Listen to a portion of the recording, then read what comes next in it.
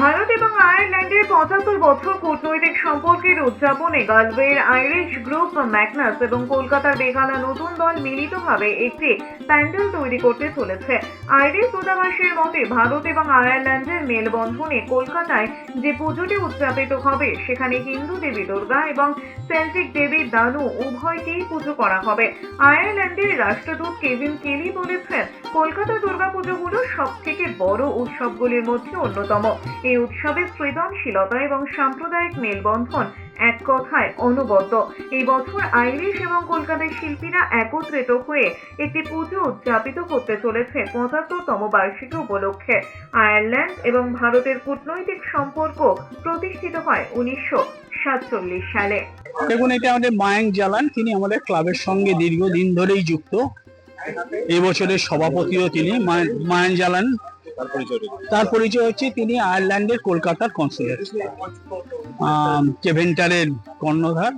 তার সঙ্গে তিনি আমাদের সঙ্গে যোগাযোগ করে আয়ারল্যান্ড যে প্রপোজাল দিয়েছিল ওনাকে, তারপর আমরা আজ থেকে ৫-৬ মাস আগে তাদের সঙ্গে প্রথম টেলিকনফারেন্স করি। টেলিকনফারেন্স করবার পর ওনাদের শিল্পীরা ৩ জন শিল্পী ভারতবর্ষে আসেন, এসে আমাদের এই মাঠ পরিদর্শন করেন, করে সেই মাঠ দেখে তারা তাদের সন্তুষ্ট হন এবং তখন তারা বলে তাদের দেবী হচ্ছে দানু।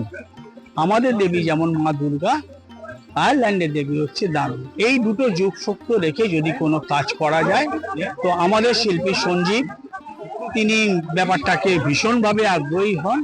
আমরা দুজনে মিলে, সবটাই হচ্ছে শিল্পীর পরিকল্পনা। আজকে যে এই রূপটা নিয়েছে শিল্পী সঞ্জীব সাহার পরিকল্পনা এবং আয়ারল্যান্ডের শিল্পীদের সহযোগিতায়।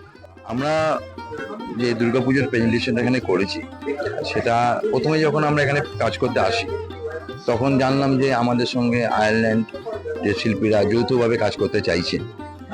এটা আমার কাছে খুব বড় দিক মনে হয়েছে একটা, কেননা পশ্চিমবাংলার দুর্গাপুজো আজকে যে জায়গায় চলে গেছে ইউনেস্কোর জন্য থ্যাঙ্কস জানাতে হবে প্রথমে।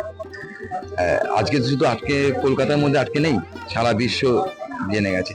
এবং এই যে বিদেশি আর্টিস্ট যারা, বিদেশি বন্ধু যারা আমাদের সঙ্গে এসে কাজ করছে, একটা প্ল্যাটফর্মে দাঁড়িয়ে, একই জায়গায় দাঁড়িয়ে এই হট টেম্পারেচারের মধ্যে এত কষ্ট করে স্যাক্রিফাইস করে কাজ করছে, এটাই সবচেয়ে বড় পাওনা। এর থেকে বেশি বড় পাওনা আর আজও হতে পারে না। Incredibly excited to be here. I just flew into Calcutta this morning, but we've been planning this moment for the past year. So it's wonderful to see a vision or an idea come to life in this great way. So this year, as Ambassador of Ireland, it's been my honour to celebrate 75 years of diplomatic relations between Ireland and India. And we have very close connections, people-to-people links. There are now 100,000 Indians living in Ireland. There are about 10,000 Indians coming to study in Ireland every year. And of course we have a proud history going back a long way. So it's about time that we managed to take part in this amazing festival in Calcutta, which I think must have been one of the most amazing festivals in the world. They're both mothers to the gods. Danu is mother to Tuatha Dé Danann, who are who in Irish myth are the people who precede the contemporary Irish. They are both warriors.